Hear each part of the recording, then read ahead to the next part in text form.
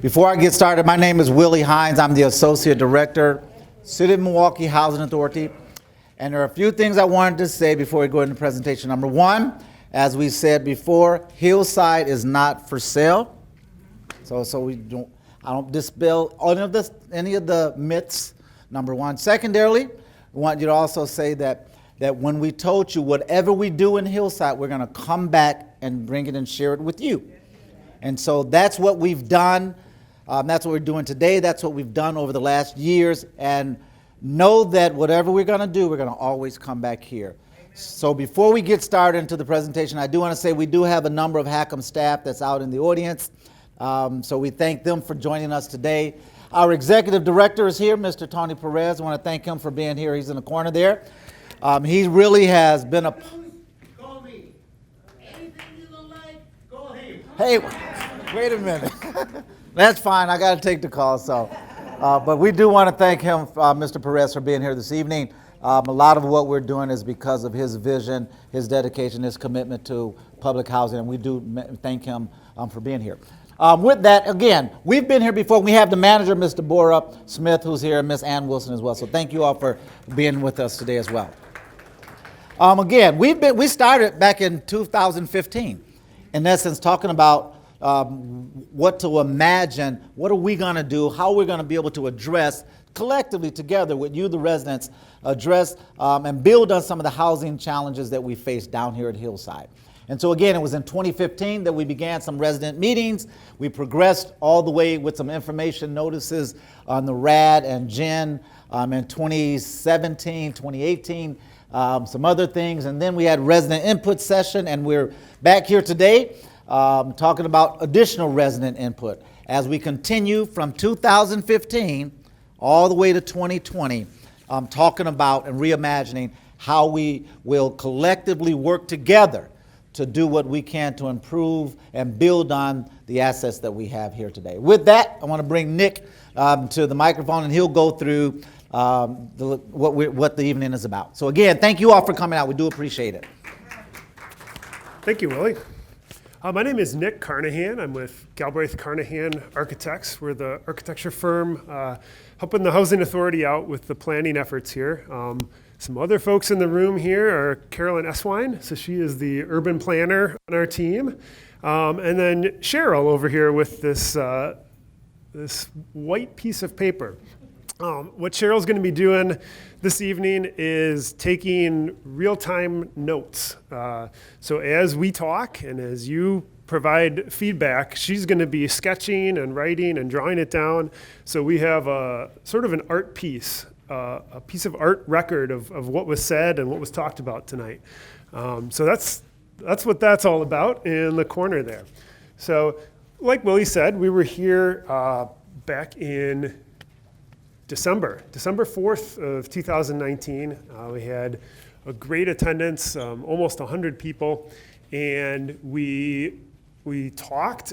We got a lot of input from you all, and we looked at a number of other examples of projects similar to Hillside. So affordable housing in other cities throughout the country that had been kind of gone through that second generation of the buildings were in need of repair and had to be sort of updated. So we looked at Chicago, we looked at Seattle, we looked at Maryland and the Twin Cities, and all the things that they were able to do as they kind of updated those neighborhoods. Oh, thank you. That's a lot easier to see.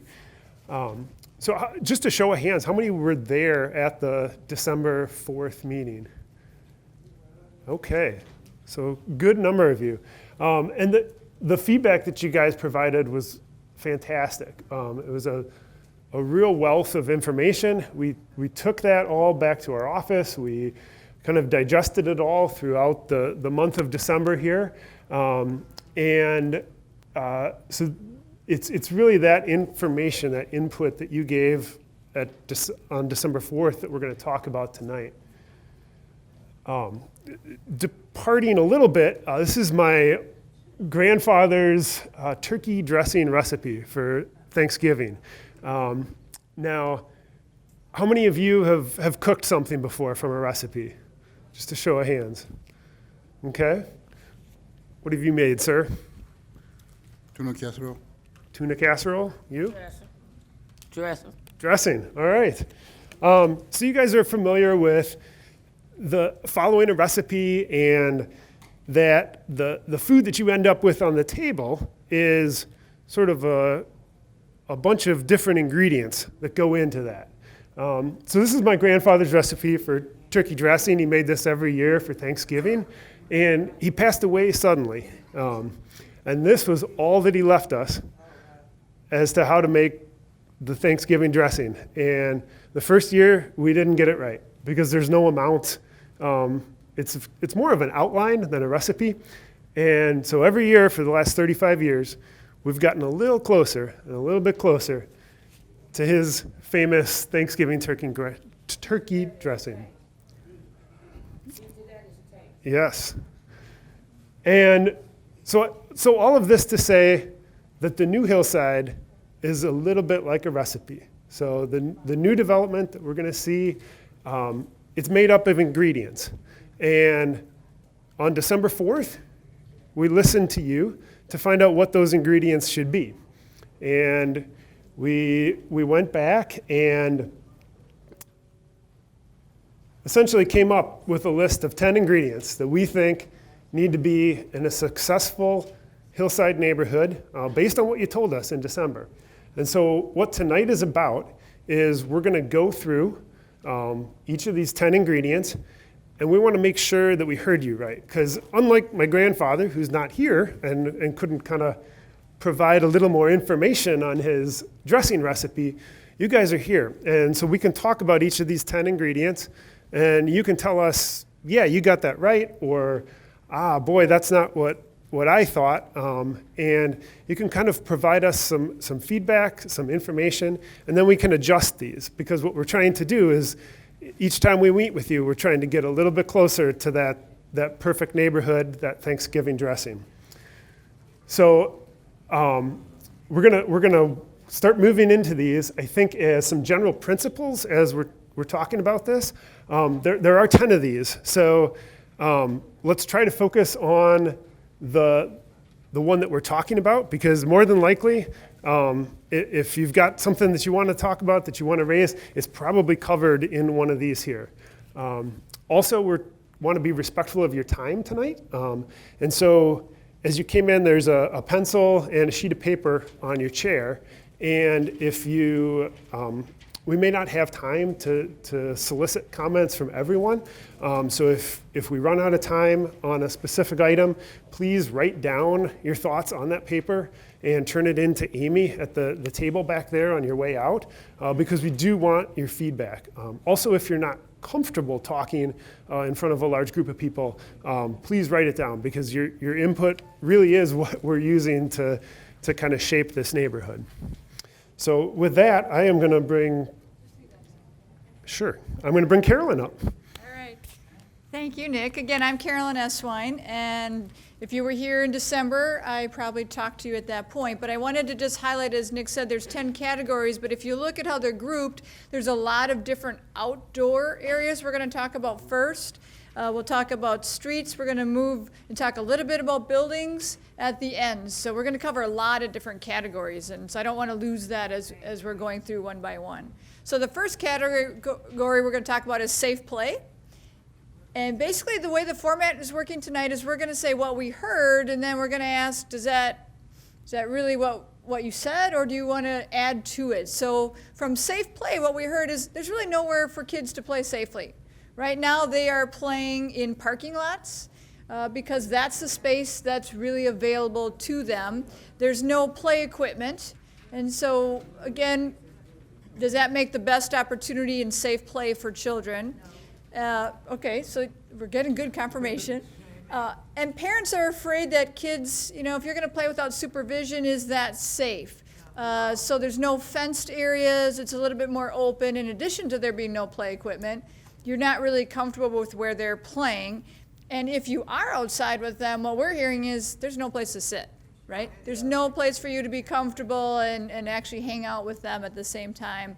And then we did hear several times when we did this discussion this morning, and they confirmed a little bit about areas for younger kids versus older kids and feeling safe and comfortable, not being sort of pushed out of your play area by the bigger kids. So we want to sort of see if that's still an issue. So is there anything here that maybe you don't agree with or something that you want to add to this?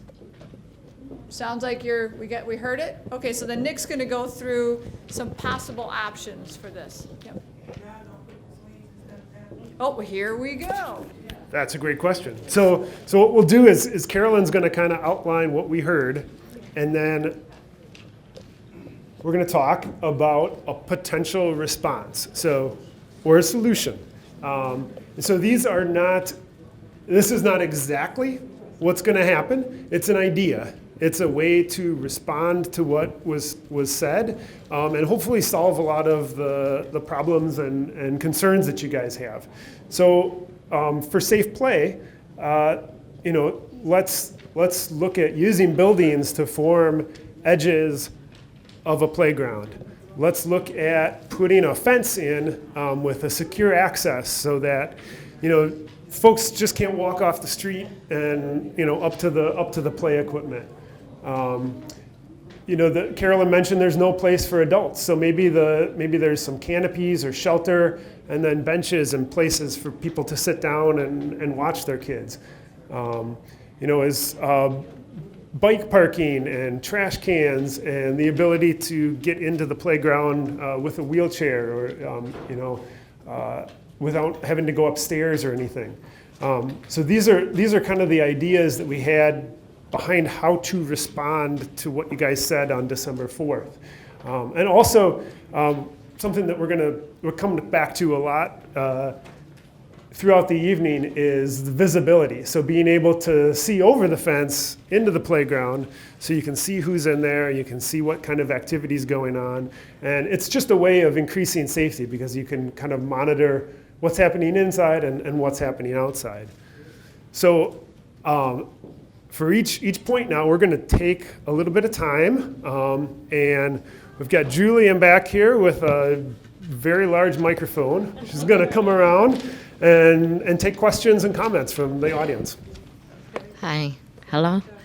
What about the people that's working first and second shift and they sleeping while the kids are playing?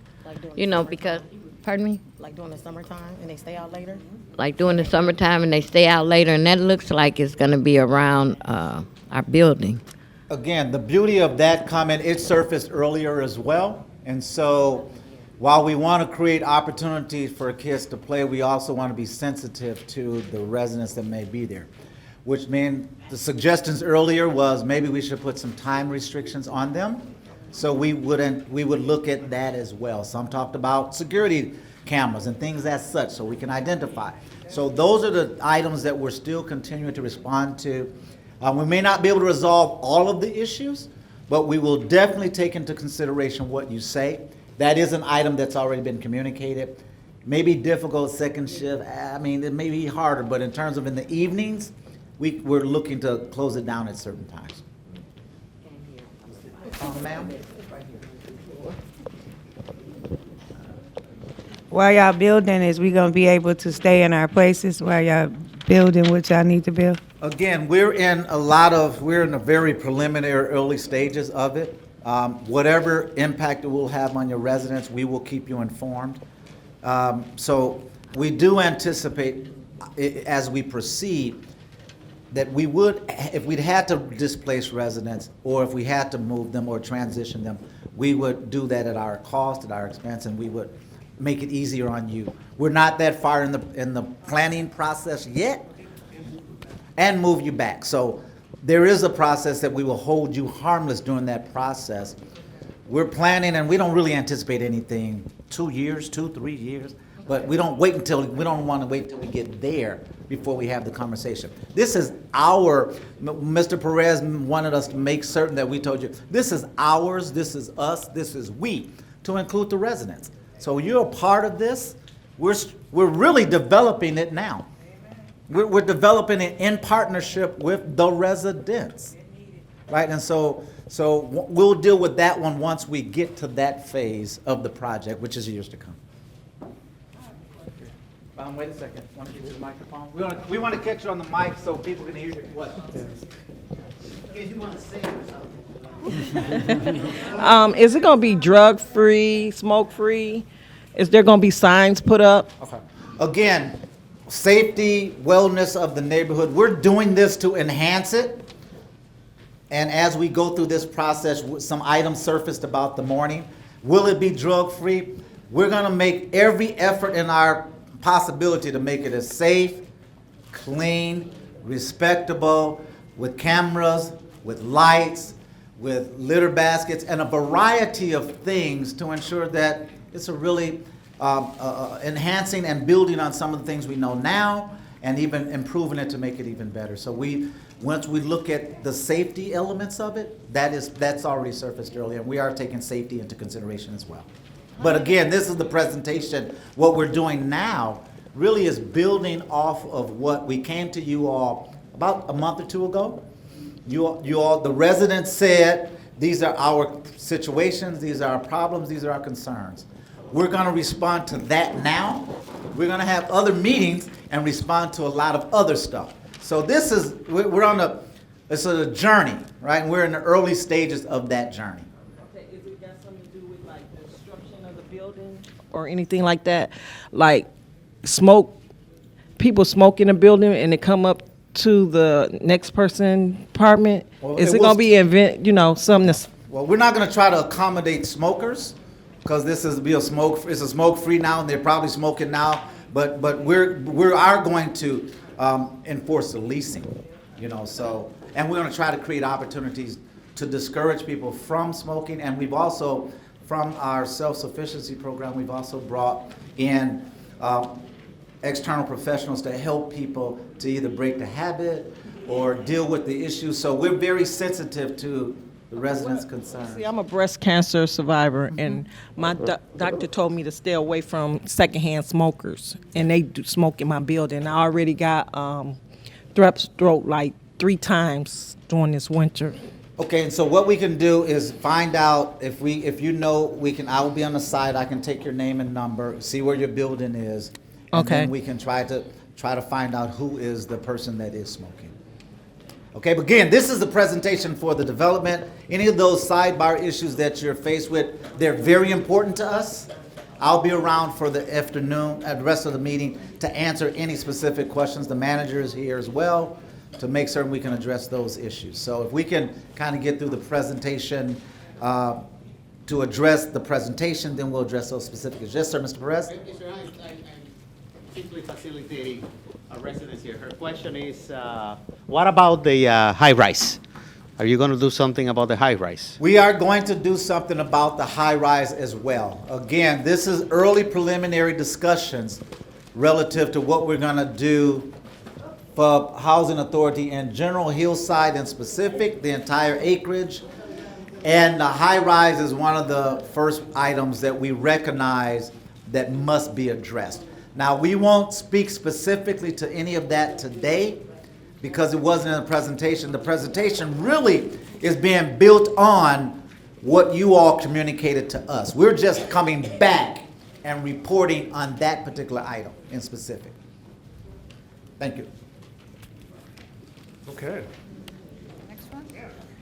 So the next category we're talking about is enjoyable waiting. Again, we're mostly outside here, but what we heard is that you really don't have a lot of places to wait for the bus or for the taxi or for other pickups, so there are no bus shelters. So that's something we'll be talking about, and already that could move forward. If you're waiting in the rain, we heard a lot of concern. You get wet before you go to your job, or the rain is impacting wheelchairs and other equipment, and so there's a damage element there. So again, looking for shelter, no benches, so you're standing. And even now in winter, some of the seasonal aspects with the snowbank. So we're looking at how can we make this more enjoyable for you as you're waiting to get picked up or waiting for other people to visit. So this one's pretty simple. If you don't have bus shelters, we should put some bus shelters in. So what you'll see in this photo here is a shelter to keep rain and snow off of the folks inside, and then glass walls around the outside, so that will shelter you from the wind to a little bit, but then also allows you to view out, so you can see if the 80 is coming down 6th Street or not. Some other things to note in this are trash cans right next to the bus shelter for if you've got to throw a snack wrapper out or something, as well as space inside the shelter for folks in wheelchairs, but then also benches so you can sit down, so you don't have to stand and wait for the bus. Another thing that's a little tricky to see in this, but something that we want to think about, particularly along 6th Street, is these are little metal steel posts. They're called bollards, and then a tree. So folks waiting for the bus are going to be there for an extended period of time, and the traffic on 6th Street, we've heard and we've observed, moves very quickly. So anything that we can do to provide sort of shelter and protection for people as they're waiting next to the traffic, I think is something to really, really consider.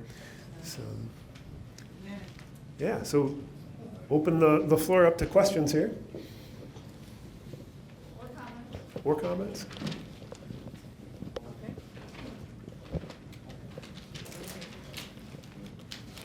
Yes, one right here on the traffic. So this is gonna be like next year, right? Oh, Maybe several two. years out. Okay, several years, okay. The planning will take a while, right? Okay. So we're outside again, and we're also looking at additional gatherings. So the first one was focused a little bit more on the children, but we also heard, when we asked people, where do you gather together with your neighbors? They said, there aren't really many places for us to gather. So that was one message we heard from quite a few people last time. No place to prepare food outside. So we heard a little mixed reaction on that this morning, that some buildings, pardon? Yeah, some buildings have areas, but the tower does not have something outside. So is that something that you're interested in having? And then we heard the few benches that you do have aren't really that great. And so thinking about that kind of experience, how are they maintained? And then thinking about when we design or locate the spaces, is it more for the residents, or how do we have a separation between others that can come in? And the view of troublemakers is interesting. You want to be able to see from the building, you want to be able to see from the street. So we want to make sure it's a safe place. And as you heard us talking earlier, the protection from the different climates. And I just want to remind you, even if you're using the microphone or you're just listening, to fill out some comments on the white sheets as we go along. So even if you did use a microphone, so it's a good way for us to be reminded of those ideas. Yeah, so a good way to respond to this desire for outdoor gathering is to create some dedicated spaces for that to happen. One comment we had was, right now there's no place to really get together outside, and so it happens in kind of these in-between areas, but we can create these little parks within Hillside. So here it's, again, sheltered on two sides by buildings, and then open on two sides to the street. So people can see in, can see what's going on, and can monitor the parks. This park is raised up off of the street slightly. And so what that does is, helps create some separation between the street and the cars. So if you do have a out of control car, there's something to stop it before it reaches your party. And then shelter from the sun and from the rain. If you schedule a barbecue or a get together with family, and then your sunny June day turns into a drizzly June day, you don't have to cancel. You've got the ability to still have this thing outside, but under shelter. And then grills for outdoor cooking. And then this space out here, really every outdoor gathering space should have kind of an unprogrammed green area with it. So you can set up games. The kids can play out here while the adults sit in the shelter and talk. But having this kind of open canvas that you're able to do activities on is very important. As well as, a common thread you're going to see tonight is lots of lighting for safety. So there's little lights going up the path here, bike parking, and then trash cans for folks that might be using that facility.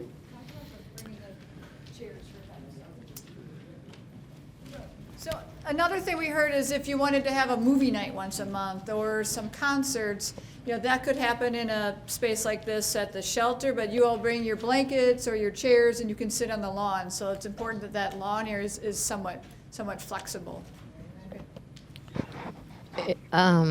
If the grills that's out there, if they're occupied, can you bring your own grills? And who? Go ahead. Again, we haven't gotten that far, but we're just trying to make it as convenient as possible for residents. If you choose to, I guess that could be your choice. But if we have them there already, or if you're bringing your own and we don't provide them, that just would be an area that's identified where you can grill. Oh, my question is that or it's just going to be just one area for just everybody, That's a really good question. or So- a couple? Because so what we're some people showing- don't smoke and they don't want to be around them Yeah. people. So Yep. So a lot of what we're showing tonight, the play areas, the bus stops, the outdoor spaces, these will be spread throughout the neighborhood because you don't want to concentrate all that activity in one spot. And also, particularly one thing we heard with the play areas is folks on 6th Street don't feel comfortable sending their kids all the way to the west side of the neighborhood to play in. So it's having sort of these little pockets of activity throughout the neighborhood is really what we're striving for here. So. Within walking distance to every building, essentially. Right? Oh, sorry, I have to use the microphone. So within walking distance to every building, there will be a variety of different gathering spaces. Because what we want to be able to do, again, as we're building structures, we're being very attentive to what you said and trying to make it in close proximity to where you are. So if the people are living in this structure, then they have activities here. That structure activities here, but then there are some elements within the development that will allow for all of us to kind of convene on a greater scale as well. There's another question up here. Is it going to be a 4-unit building or how? Again, what we're doing tonight, we're responding to what you all brought up. To make this happen, though, as we've done at our other developments, we've had to economically integrate it, so we have 420 or so residents here, or units to occupy. We're going to have to look at a different mix to make that work. We're going to have to look at what bedroom size and units to make it work, and be mindful of the misgivings and the failures of yesteryear when they built public housing, what their intentions were, which based upon the history, it wasn't as fruitful as what we'd like it to be in the future, and being cognizant of size of families now and a variety of other variables. And do people need green space? Is it better to have people at homes rather than 5 units in an apartment? We're going to have that level of discourse. We haven't decided, and we haven't had that conversation yet, though. But we're going to handle it. We're going to handle it collectively. We're going to handle it together with you, and we're going to speak to those matters, just like we're responding to this one. So it's still going to be 4 units? We haven't gotten to that point not yet. to that point. Right, we haven't gotten to that point yet. All right. But there might be, again, maybe some units may be tall, some may be small, some may be tall, small, but we haven't laid out what that unit mix will be yet at this point in time. Okay. So another form of outdoor space are the rooftops. And so that was another element that we asked about in December. We heard from a lot of people, I really wish there was a quiet place to go outside, that I could read a book. We heard that from a couple of the youth that were attending in December. And so the area of a rooftop actually offers an opportunity to escape maybe from the unit, but you're not quite outside in a large gathering area. People also were excited about the views of the city, but they said there aren't a lot of places where we can have those views right now. So it would be great to be able to experience that within the building where you live. And then outsiders really wouldn't be able to access these spaces. There was some concern that outsiders about coming into their gathering places. So again, this is a unique opportunity that we think will occur with some of the new buildings. Yeah, so right now in Hillside, it's pretty hard to go on your roof, right? It's sloped and there's no way to walk out onto it. But if we start to build new buildings in the neighborhood, then you've got the opportunity to gain that space up on the roof. And that affords you some great views of downtown. You can start to create little quiet pockets where there's a young woman at my table on the 4th that said she really wanted to go up onto the roof to read. And so sort of creating spots for those to happen. Rooftop gardening is potentially a use that could happen up there, as well as spaces for larger groups to get together. And so two things when you go on top of a building that are going to be important are first, shelter from the wind. So using the building to help create a windbreak so it's not quite so blustery up there. And then also safety from falling. So making sure that the edges of the rooftop are tall enough that no one's going to teeter off the top. So, any comments or questions on number 5? Oh, keep going. Okay. So in terms of other outdoor activities, we did hear a little bit more about sports. So as I mentioned, kids are playing right now in the parking lots because that's sort of the vast open area or the paved area. But there's a lot of concern about if you have outdoor sports, would that gather other people outside the neighborhood? So there was a concern of, yes, we'd really like to have outdoor play areas for recreation, but we want to make sure that it's for our youth and for our residents, both young and old. So a good way to solve that problem is having an outdoor space like this one that you see here, but then enclosing it on 3 sides with a building and on a 4th side on the street with a wall that you can close off after hours. So you can really control the access into a space like that, but you're still outside. You'll get wet if it's raining. You'll get a sunburn if you stay out there too late or too long in the summer.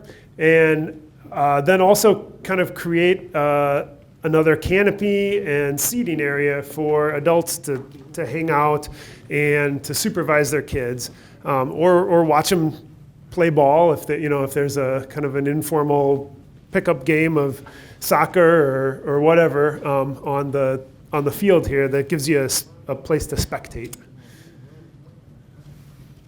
So, question over here. I heard you say that we're going to get wet. Why we can't have it closed for the winter as well, the winter sports? That's a good question. So there is, we do have Boys and Girls Club. Yeah, well, again, as we continue to partner with the Boys and Girls Clubs, as we continue to partner with other agencies, we're optimistically hopeful, provided the Boys and Girls Clubs still want to, and we hope that they do, that could be the opportunity to have indoor activities. But this was a way to have green space. First, it was a way for us to listen to what you said, try to accommodate you, and have an area that is more isolated and restricted and more inviting or welcoming to the residents here in the building rather than people drifting through it. But we do anticipate establishing a partnership with the Boys and Girls Club, continue that partnership such that they will continue to offer those services to our residents during the winter month or inclement weather.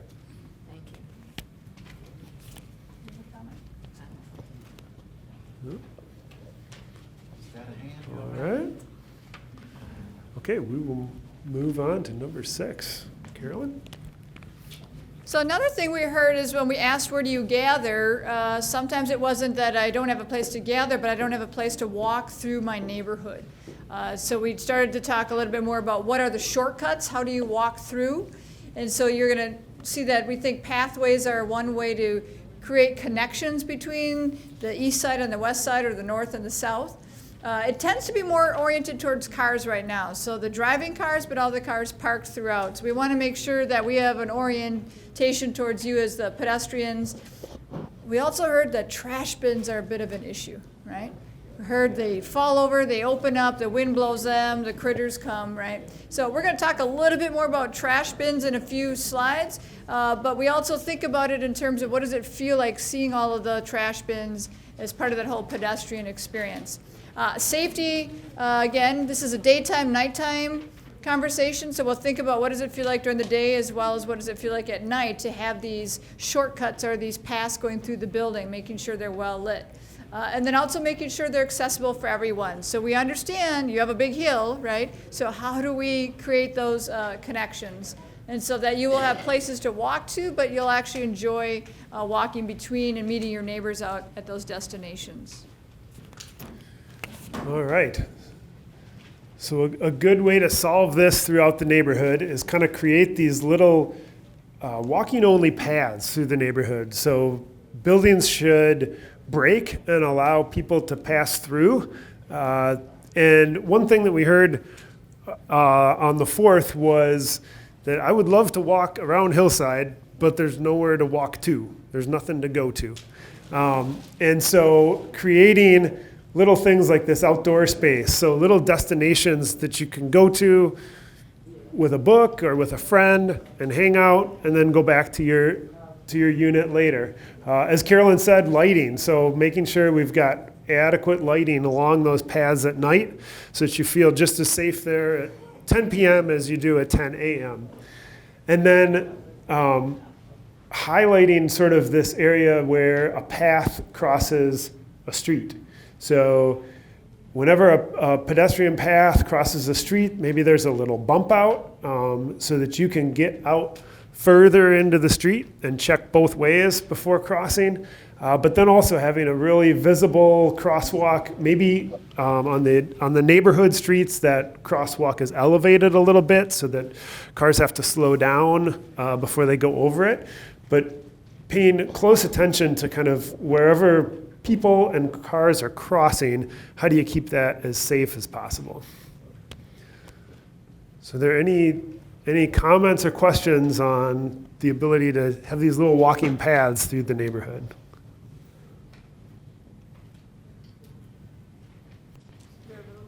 Okay.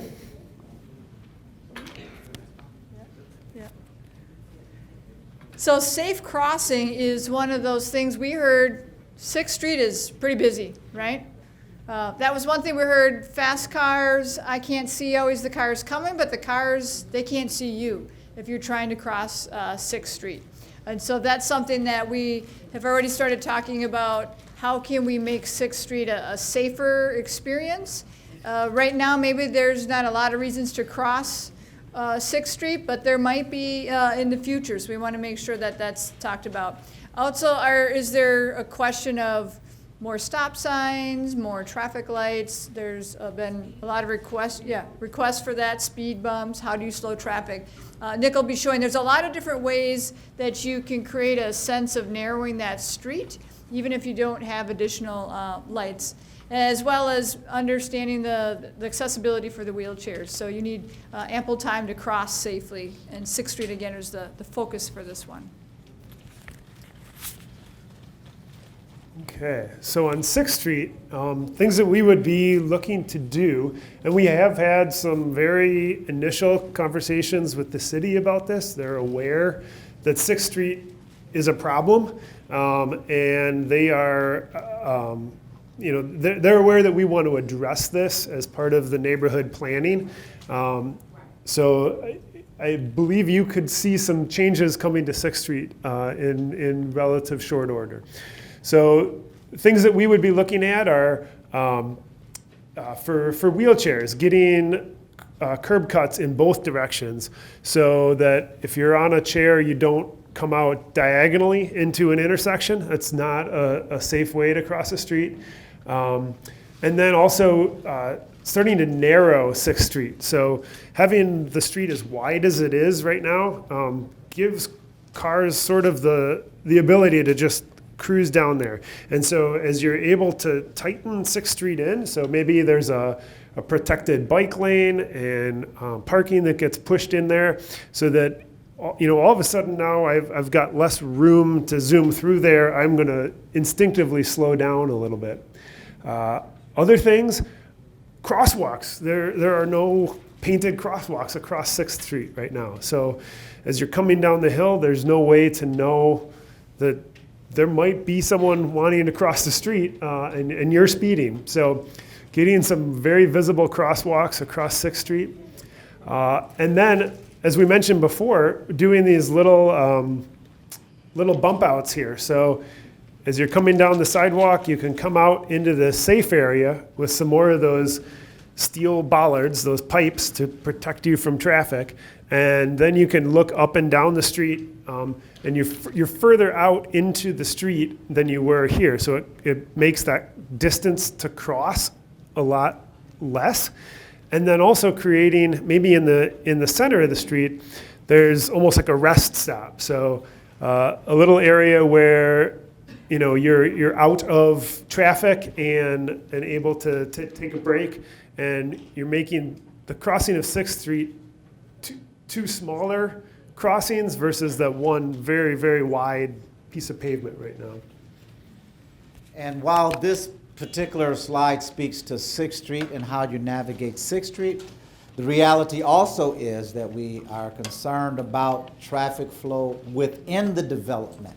So we are having discussions with the Department of Public Works relative to bump outs here within Hillside, various speed bumps or humps to slow down traffic within the development site as well.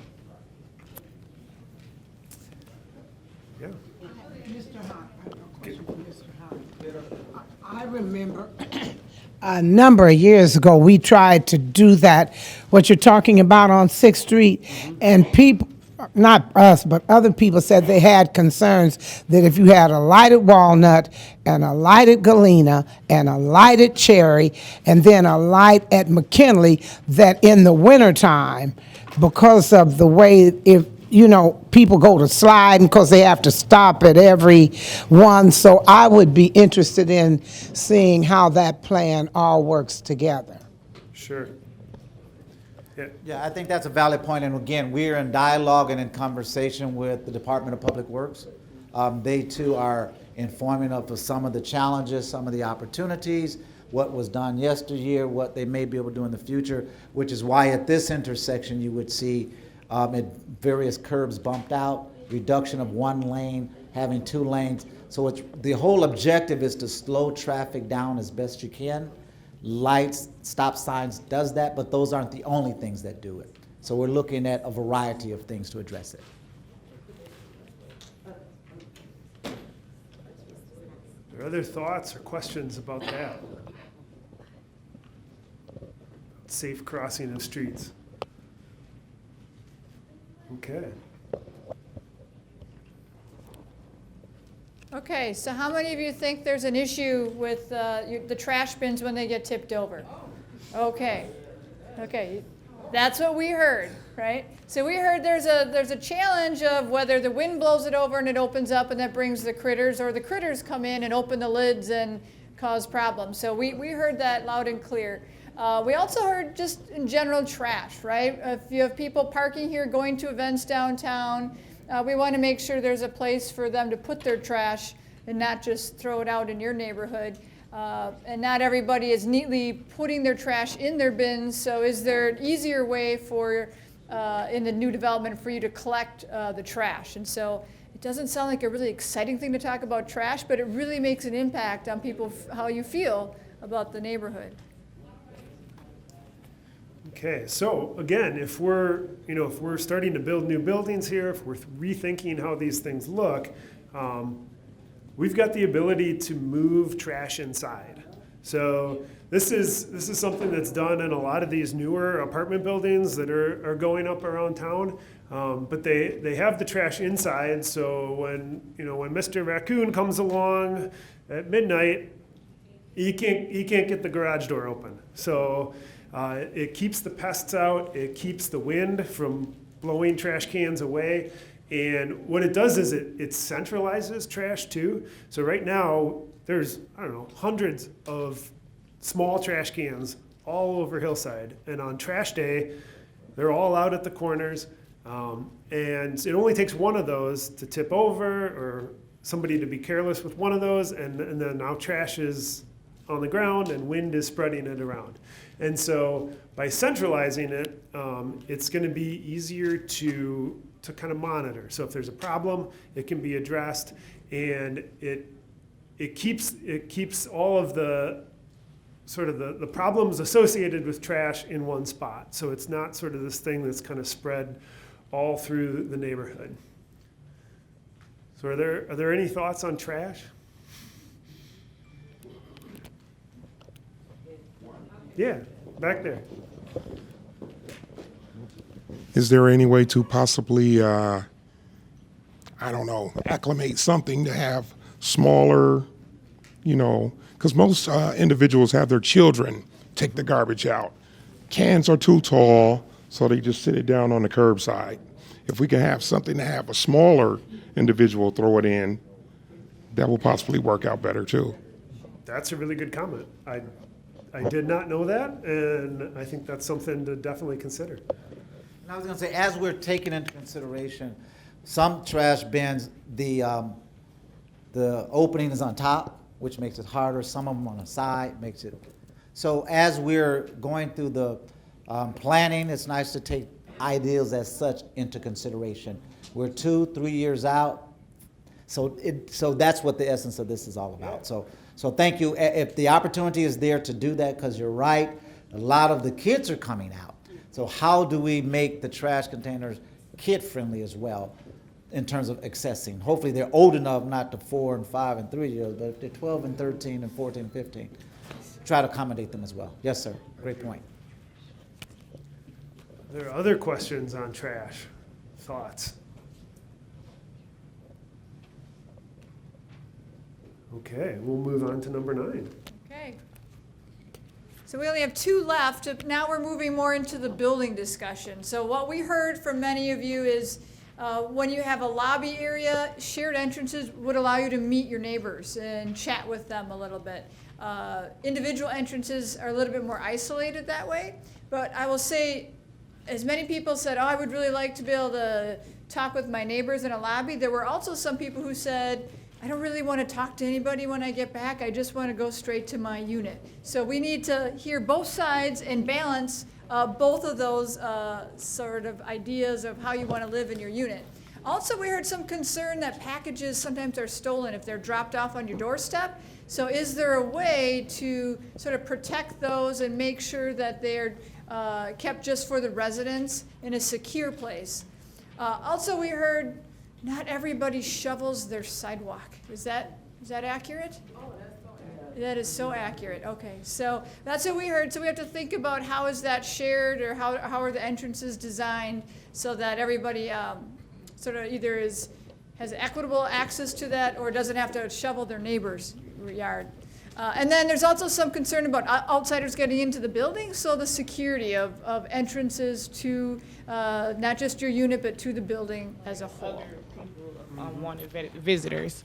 Right. I wanted to say something. When you said building entry, I was thinking about the actual door.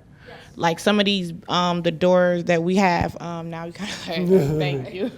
So some of the doors that's on my unit, I won't say house or home, unit, Yep. that I'm currently in right now, like loose, very, very loose, like so loose that I called out maintenance twice and they fixed the front but not the back. So the entrance, well, I'm very, very concerned about because it's just me and my daughter. I'm a single parent. We stay alone. So just the entrance, what really gets me, like if the doorknobs is so loose that you don't even need it, like the key. Like I go out the back door, I can't even get back in. It's that janky. So I was just thinking about electric keys. I seen those in different apartments where that was brought up electric this keys morning, that where too. you can only that person have access, and it's on a digital. It's not a key that can be copied and made. Right. No, that was brought up this morning too, and maybe the ability, if a door is propped open, that triggers a alarm somewhere that, hey, the door in building 4 is open, let's go close it, so. And Like just basically like, just for safety and basically what I'm saying is that the doors is like, I guess they older doors that they have on their building, they's really strong, but the maintenance of them is so like loose to the point where I prefer electronic key versus a house something like that house key, because I'm talking from front to the back door. I don't know if everybody else had it. Like they stormed my screen door don't work, and just little things like that concerns me about standing alone inside a public housing authority, I think that's a valid point. First of all, before you leave, we can get your apartment number and hopefully be able to address those issues. And I just had a flooding that wasn't taken care of neither. Again, so if you have personal items that are occurring now relative to any of these topics, we'll take the complaint on the side. We'll address that, and because we do have staff here tonight to do that. Nevertheless, when we talk about the new and improvements and doing things as such, safety is high on our list because we want to make certain that you all are feeling comfortable, that you're living comfortable. Whatever technology that we're able to implement, we're going to do that as well with lighting and cameras, and if there's keyless entrance and all of that. I was thinking of, just because of that, I was just purchasing an ADT system, because it's like, I don't want nobody like literally having that close of a, that easy to get them to my home. Even though the doors and stuff is sturdy, it's just. Again, that's good. There's nothing wrong with that. There's nothing wrong with having security at your house. There's nothing wrong with having other measures. I mean, renters insurance for different stuff as such. All of those things. But again, as we talk about the building entrance, as we talk about solutions, that's an excellent idea that we heard earlier today that will be a part of how we proceed forward. Whether or not you're able to get it, we don't know the cost associated with it, but the reality though is we're listening. You all had said some things previously. We're showing you what you all said here are possible solutions. We're hearing some things today. We're taking that down, possible solutions. Hopefully we'll be able to implement all of them, but at least we're going to entertain them. Know that with 100% certainty. So again, these are some of the things that residents said. The next component will be some possible solutions. Yes, we're going to kind of focus on, most folks right now have the single entry into their unit. And so you're very familiar with that concept. We're going to focus on what a shared entry into a building might look like. So again, back to your comments about safety. So how can we create an entrance into a building that people share that still feels safe? So part of that is creating an entrance outside before you even get to the building. So here's a locked gate that you have to go through to get into the front yard of this building. And then that front yard serves as one of those nice outdoor spaces that we talked about earlier. There's the ability on a sunny day to come out here and talk with your friends. Maybe there's a sheltered area near the front door that you can sit out and watch the rain fall. And then getting into a locked vestibule. So you come into this and you've got to use your key again to get into the building. And then what a lot of these other apartments are doing right now is having, in a vestibule like this, sort of a locker system. So if Amazon or the mail comes and they've got a package for you, it's the ability to drop it in a locked box. And then some of them, they'll text you a little code that you can punch in and get your box out. Other times it's, you've got a dedicated box for yourself. So there's ways of, because, everybody's getting things through the mail now. This is a very common thing. And so the ability to make sure that someone doesn't walk off with that thing that you just ordered off the internet a few days ago. And then lastly, having a space inside for people to hang out. So this is another one of those interesting there's a lot of things where we're trying to balance in this. So, half the people said, I want a space in my lobby to hang out with my friends and to talk. The other half said, I don't want to talk to anybody. I'm tired at the end of the day. I want to get into the building and go to my unit. And so you'll notice here, the way this is arranged, there's a space, but it's kind of off of the main path into the building. So by the time you get through the front door, you're almost in the hallway. So we're trying to look at all these ways where you can sort of accommodate, the half of the people that want to hang out and talk, and then the other half that just want to get home and take their coat off. So I think there's a lot of good ways to design solutions to both parties in a lot of these instances. Okay, is what you're talking about for individual people? Say for me, I go into my own door, but what I hear you talking about people going into a building right there, right?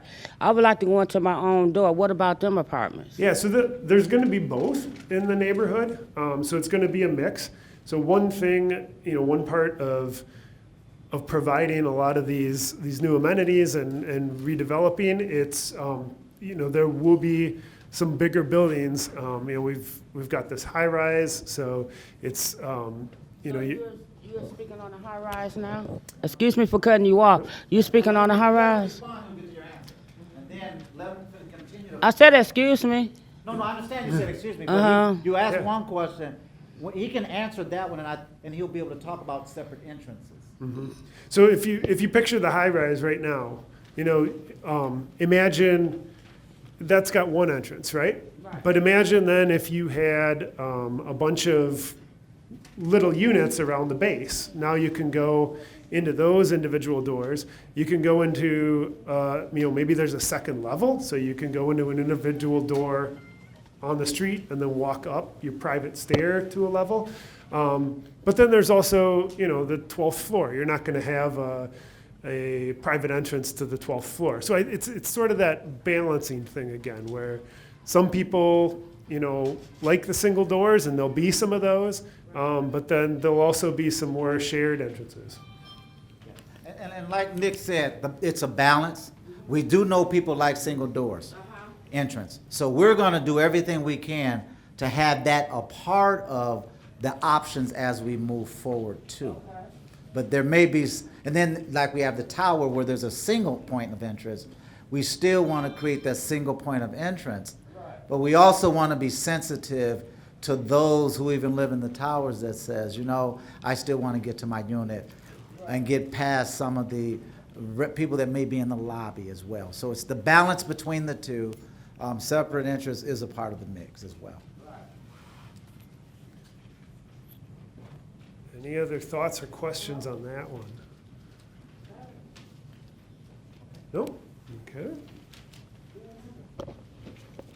Okay, our last category, again, it's gathering, but it's indoor, because we live in Wisconsin, right? We can't always be gathering outside. And so what we heard is that you have community rooms or computer labs or kitchens that are shared, but they're not big enough or you don't have enough of them. So people wanted more of them so they could have larger gatherings. We also heard a lot of discussion, if you want a big family gathering, making Thanksgiving, your units aren't big enough. So where could you do that? And so we'll be thinking about, where do you have an opportunity to have a flexible space that you could have, 10 people or maybe 20 or 25. So what types of spaces can accommodate that? And then it's also sort of these indoor areas where you could just drop in and play some games, play some cards, right? And so this could be for children or it could be for adults. So there's a lot of opportunities for indoor gathering, recognizing that on a night like tonight, when it's 10 degrees, we're not going to be outside. So a way that might look in a building is something sort of like this. So we're kind of looking down in a building. One thought is you're going to have sort of birthday parties and family reunions and get-togethers here. These spaces for indoor gathering should be located next to other things like cars that aren't going to care about a little bit of noise here and there. So to the point earlier about what about second and third shift workers? Being respectful of where those are located in the building, so that you're not disturbing others. Also, a connection to the outside is really important for these spaces. So again, back to that point that we keep mentioning of being able to see in and being able to see out. So you can always see kind of what's happening in a space and be able to monitor it. And then, having the ability to cook in these spaces. So, maybe in each building there's a little area that you can heat up a lasagna or something for a Packer party. But the ability to have food at some of these gatherings. So, are there any thoughts or comments on gathering space inside? We got a question up here. Comment. What about implementing a workout area? Yeah, I think that is certainly something that can be looked at. There were a few comments in the feedback that we had regarding that. I think to Willie's point earlier, we want to make sure that we're providing lots of amenities and lots of things to go do, but we also don't want to duplicate things too much. So, having a few of these in the neighborhood might be a good idea, yeah. I think the other key with some of these spaces is they're really flexible. So you can change programming based on what the residents want and how you actually participate, because we don't want to have programs and then nobody really uses them. But these are sort of open rooms, and again, youth and adults, different times of day, they're pretty flexible. So that's a good question, because we did show that last time about having an exercise class in one of these rooms. Okay? No other comments? I'm gonna close it out, please. All right. We're back to this timeline that Willie was talking about earlier tonight, and we're right here on February 19th. So it's the second time that we've kind of come to you and shown you a slideshow here. Moving forward, in the month of March, we're going to start talking to some smaller groups of people. So not everybody feels comfortable speaking, in front of a large group like this. And then also there's some specific groups within Hillside that don't necessarily come to these big events. So, we want to talk to the teens and the kids and kind of understand from their perspective what they're looking for in the new neighborhood. And then also the men. There's actually quite a few more men here tonight than there were at the morning session. But we want to understand from them kind of what would they be looking for in the neighborhood. And then lastly, having a small committee for a short period of time that can kind of provide some more intimate feedback on things. So that's going to be happening sort of in March, and then later this spring we'll come back and kind of talk to you again. So with that, I'll turn it over to Willie here to close things out. Again, thank you all. Thank you, dear Nick, and thank you, firm. I want to thank each of you for coming out. Again, what we told you from day one. Why don't you turn the lights on for us, please? From day one, we indicated that we were going to come back and speak with you. We were going to keep you informed of what's going on in your neighborhood as we work together to address take advantage of opportunities that were presented with us. First of all. Secondarily, there, like I said, about 420 so plus units here. If you say average of 3 persons per unit, that's about 1,200 to 300 people in a complex. It's not easy to get everybody what they want, but we do want to listen to what everyone has to say, and we want to try to do the best we can to integrate it, right? So it was 10 of us in a family. My mom listened to all of us, but we all didn't get what we wanted. Just with 10, I can't imagine to try to get everyone everything they want, but we will listen to you and we'll try to integrate it. The second thing I want to thank Ms. Commissioner Sherry Daniels and the resident organization leadership for her role that she plays. And then I'm going to challenge you all to come out and participate at our resident council meeting that they have monthly. So we need your participation there. We're going to still participate here, but we want you participating there as well. And then finally, as we conclude, there is an element that's called, or there's a program that we have here that's called Hillside Works. Are you all familiar with that program? Please do take advantage of that. A young lady earlier today talked at Hillside Work, and she indicated that she got a job and she's making $22 an hour, right? And your rent's not going to go up, so don't be shy to get to work through rent, through that. You can go and get a job, $22 an hour. Go to Hillside Works. They can help you get gainful employment. So with that, again, I want to thank Mr. Bora Smith, her staff, for making this possible. I want to thank you for coming out. Before you leave, though, there are some sheets at your the paper at your desk, at your chair. Please keep it down a little bit. There's some papers at your chair with pencils. Please fill it out. We are very much interested in what you have to say. Thank the assistant manager for being here. Thank the HACM staff. And then again, thank each of you for coming out and continuing to be a part of the process. This is us working together. Thank you. Have a good, safe travels home. God bless you.